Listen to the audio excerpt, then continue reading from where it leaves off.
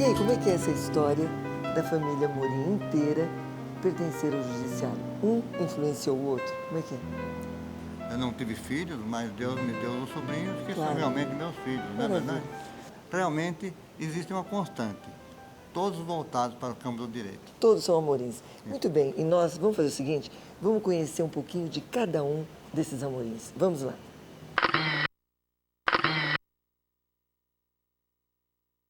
O senhor é firme ao alertar que a sociedade precisa decidir que tipo de judiciário quer. Uma instituição forte, independente ou um poder enfraquecido. O que o senhor acha? A sociedade já decidiu, desembargador? Existem duas facções. Uma, o povo exigindo que o judiciário realmente atue com desenvoltura, com força e que tenha realmente condições de dar a cada um o que é seu. Do outro lado, nós temos também pessoas interessadas, ligadas até mesmo ao governo, que não têm muito interesse em que o judiciário apareça como deveria aparecer. Então, existe todo esse problema que nós temos que estar nos defendendo, quando na realidade nós não temos que defender de nada.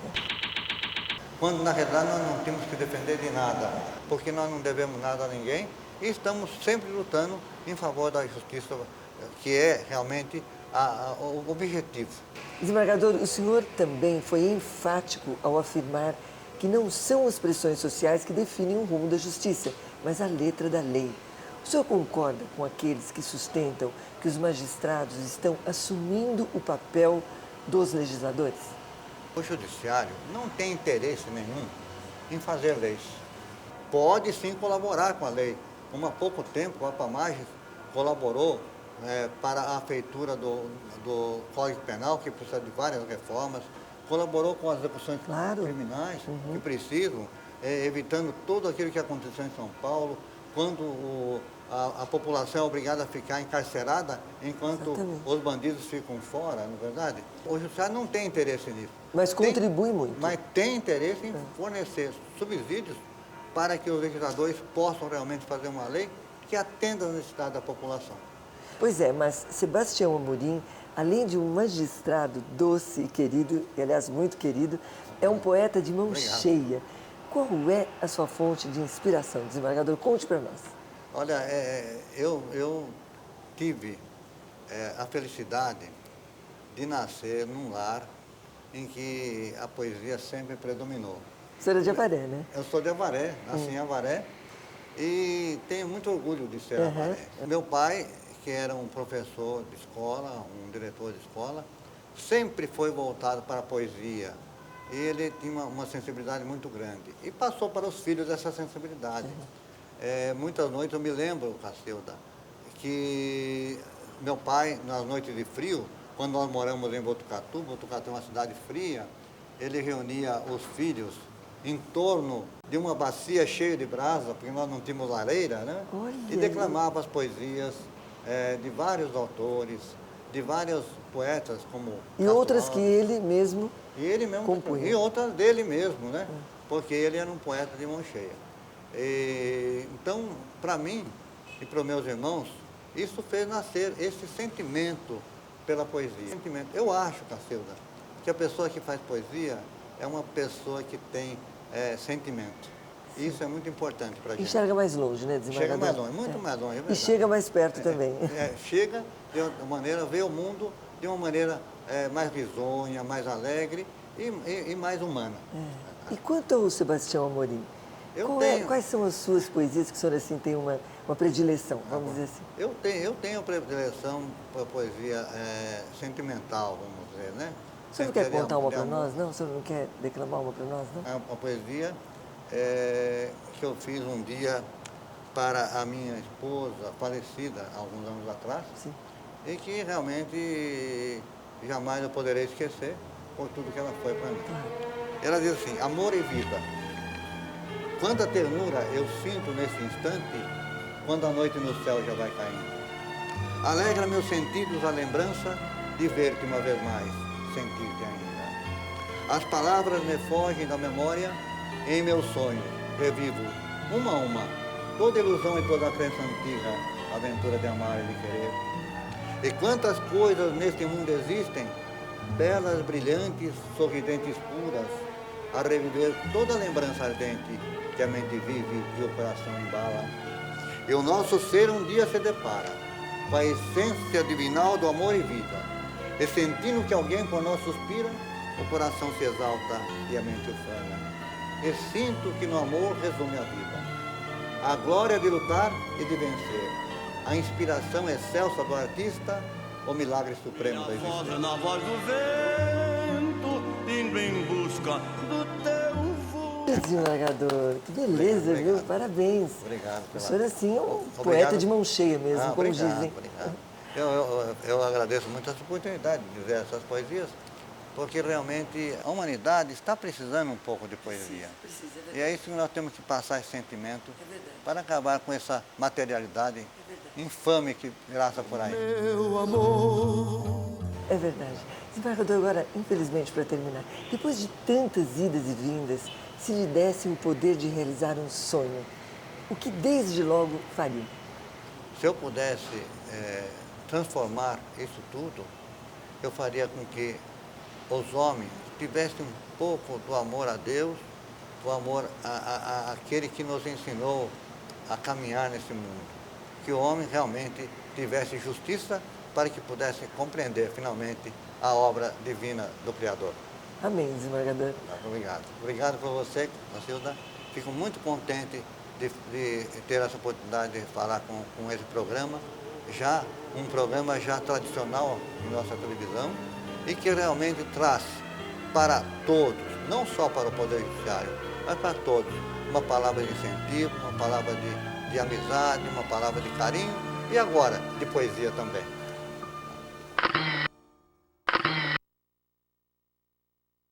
Desembargador José Roberto, como se dá a alteração do nome nos registros públicos do transexual? Isso é um assunto resolvido pelo direito brasileiro? Havia uma dificuldade justamente no entendimento do problema do transexual. Eu fui verificar como é que funcionava o problema do transexual e o que era isso. Sim. É uma coisa assim que muita Conhecer gente de perto, não né, conhece. desembargador? Exatamente. Muita gente não conhece.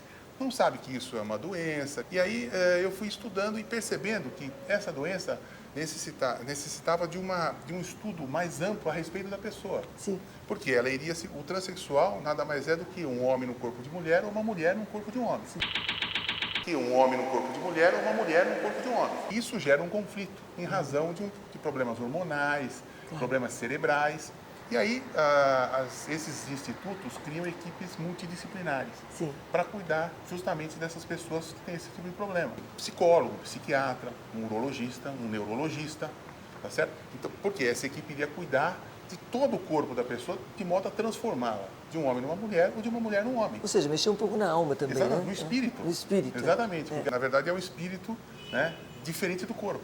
Então eu fui atrás de tudo isso justamente para verificar e nós chegamos a essa conclusão. Não é simplesmente, olha, hoje eu sou José, amanhã eu sou Maria. Não é tão simples, Não é tão né? simples assim. Então eu preciso ter uma segurança jurídica em tudo isso. Sim. Porque há outros reflexos muito Claro, importantes. claro. Então, aí autoriza-se a cirurgia, né? E depois, automaticamente no registro civil, vai haver uma alteração.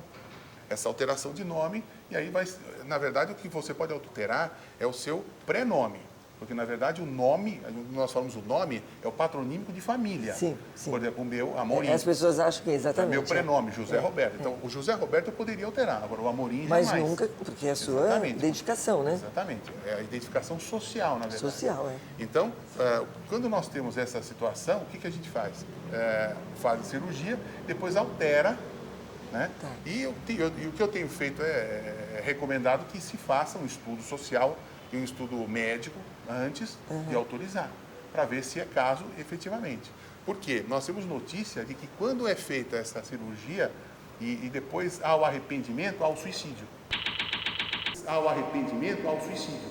É mesmo? Quer dizer, não há o meio termo. Não há. Puxa. Então a pessoa ou ela se transforma e se adapta e gosta de como ficou, ou então ela se suicida. Nossa, quer dizer, é muito mais sério do que a gente imagina. Exatamente, é uma coisa, porque é uma coisa hormonal, ela mexe totalmente com a parte cerebral, com a parte hormonal, isso é uma coisa muito séria.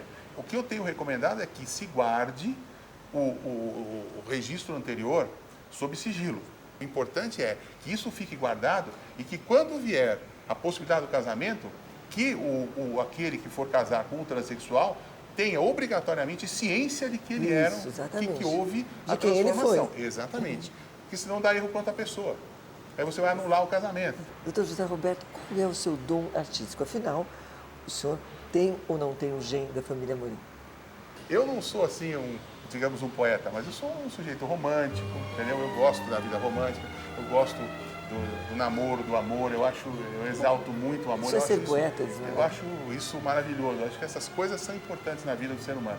É isso que faz com que o ser humano seja humano. As pessoas têm que viver com alegria e com felicidade, é isso que eu procuro.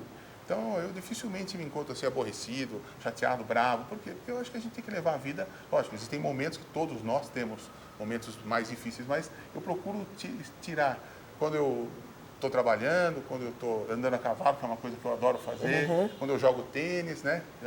Joguei bastante futebol também, então gosto muito do esporte. O esporte educa muito e faz com que a gente tenha essa integração social, humana.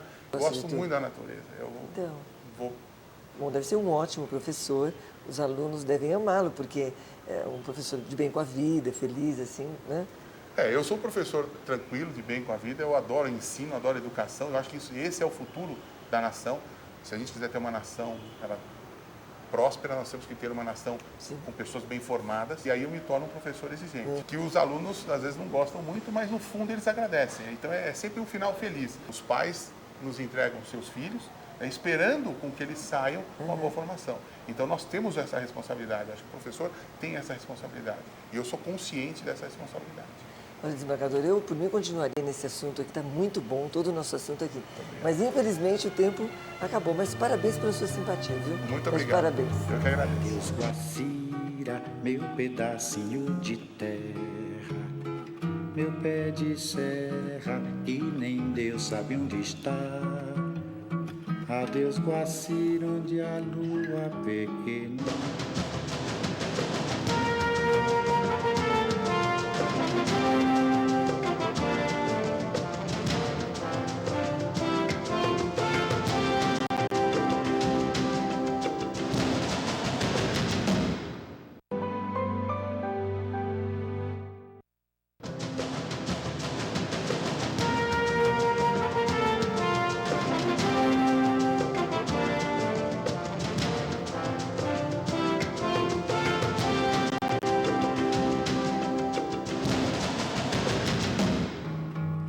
Guacira, meu pedacinho de terra, meu pé de serra, que nem Deus sabe onde está. Adeus Guacira, onde a lua... Como o senhor explica que a maior justiça da América Latina, a paulista, possa ter sido uma das últimas a se informatizar no país? Como é que é isso? Por dois motivos básicos. O primeiro deles, em razão do gigantismo da justiça paulista. Nossa estrutura é muito grande, né, e certamente, em razão desse primeiro motivo, decorre o segundo, que é a falta de verbas. Sempre houve uma carestia muito grande de verbas para serem investidas exclusivamente em informatização dos procedimentos. Porém, o segredo de estarmos agora dando passos largos rumo à informatização, e nós já estamos bem adiantados nisso agora na Justiça Paulista, foi a continuidade das administrações que têm se seguido no Tribunal de Justiça, que têm se preocupado com a informatização. Nos últimos 6 anos, vamos dizer assim, mudou muito, não é? Ou seja, a informatização virou prioridade, e foram, então, as administrações buscar verbas para que isso se realizasse. Pois é, mas eu aqui ouvindo o senhor falar, e eu me lembrei que o senhor é professor na FADISP, e, portanto, foi meu professor ali, né? E eu queria só fazer uma parte aqui. Bom, o rigor, a exigência, é um dom da família Amorim, não é? O senhor também não foge à regra. Vamos dizer que é uma característica, não é? Eu já levei algumas broncas ali na sala de aula. Imagina. A gente procura apenas trabalhar com seriedade, né? Tudo que faço, sempre coloquei à frente a seriedade. Em verdade, nós, alunos, sempre agradecemos por isso, né? Bom, Essa seriedade é o que conta. espero que sim, afinal. porque esse é o fundamento deste, como você está colocando, desse rigor. Claro, né? claro. Se eles vão ali buscar alguma coisa, eu devo entregar isto a eles. E faço essa entrega. Só que então também sou exigente na cobrança Claro. de tudo que devem ter aprendido. Está vendo só, né? Bem, mas o senhor também não herdou só o rigor. Não. Gostaria de saber, o senhor também é líder de uma banda de rock. Diga lá, essa veia artística, não tenho dúvida, é patrimônio da família Amorim. Eu não sou mais esse líder da banda de rock que você fala. Na minha juventude, toquei muito na noite, né? Tive uma banda que se chamava UTI. UTI? UTI. Nossa. E nós... Que tipo de, agora fiquei curiosa, que tipo de música ela cantava, Pois UTI? era um rock pesado, nós tocávamos punk rock. Para tirar o fulano do Aliás, UTI, todo então. mundo que me vê hoje, né, você fala de rigor, a posição que tenho hoje e tudo mais, tenho amigos que me encontram daquela época e falam, não é possível, o que aconteceu, né? Bom, mas essa banda UTI tirava todo mundo da UTI, deve ser isso, né? Tirava os pacientes da UTI. Bom, então, pois é, nossa intenção era essa, né, que os pacientes saíssem dançando, né? Que bom foi seria. sempre uma atividade muito boa. Na verdade, o que continua hoje muito presente para mim é a relação com a música. Gosto muito de música, eu sou guitarrista, né? E era vocalista na época também. Era vocalista também? Era vocalista da banda Opa. também. E tocamos bastante, como eu falei, na noite, algumas aparições, inclusive, na televisão, na Fábrica do Som. Era famosa essa banda. Chegamos até uma certa prospecção. É que tá, acontece Por que parou, que... desembargador? Porque no Brasil é assim, né? Nós não temos aceitação daquilo que não é moda, né? Nós não temos aceitação daquilo que não é moda, né? Com relação à música. Eu acho que a música pega muito aqui. Acho que o rock chegou muito antes, a sua banda chegou muito antes. É que nós somos. Você está falando de alguma coisa que aconteceu nos anos 79 e 80. Ah, tá. Então nós estamos falando de coisa muito antiga já, não é? Não é tão antiga, mas já faz muito tempo. E, portanto, naquela época, o que nós fazíamos era uma coisa inusitada mesmo, né? Progressista. Exato. E, portanto, não teve uma aceitação tão fácil. Aquele movimento que se iniciou, que, na verdade, em São Paulo, se iniciou conosco. Uma das primeiras bandas fomos nós aqui na capital e isso veio progredindo de lá para cá. Não é? Nós figuramos até em alguns catálogos aí de bandas paulistas, de rock, tá? Nós estamos lá, nosso nome está consignado. Mas não deixo a música de lado. Guitarra Ouço toca. muito a música E toco. Toco reservadamente na minha casa. O que eu mais gosto hoje em dia é de compartilhar com minhas filhas esses momentos, né? Hoje eu tenho a música como um fator de relaxamento, né? Esquecer um pouco desse batidão do dia a dia, né? E isso é muito, muito bom, é saudável para mim, é muito importante. E é o melhor dela, não é mesmo? É muito gostoso, doutor? muito gostoso. Que bom, que bom. Que bom tê-lo aqui, viu? Obrigado. Nós agradecemos. Foi um grande prazer.